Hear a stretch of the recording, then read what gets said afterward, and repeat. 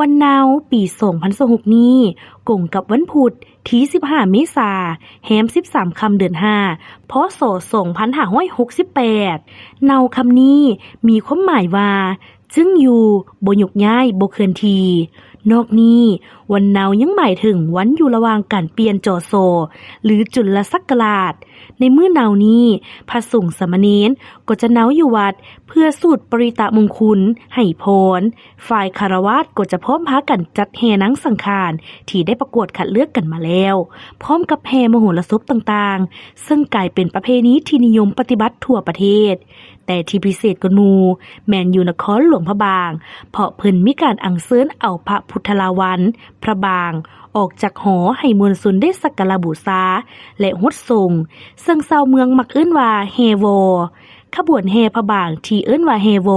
ประกอบมีขบวนแห่องค์พระบางปูเยื้อยาเยื้อพระสงฆ์สามเณรพระพุทธคัมภีร์ขบวนนางแก้วตัวละครในเรื่องพลักพลามขบวนมโหรีปีพาทย์ขบวนแห่เสียรหัวของเท้ากบิลพรหม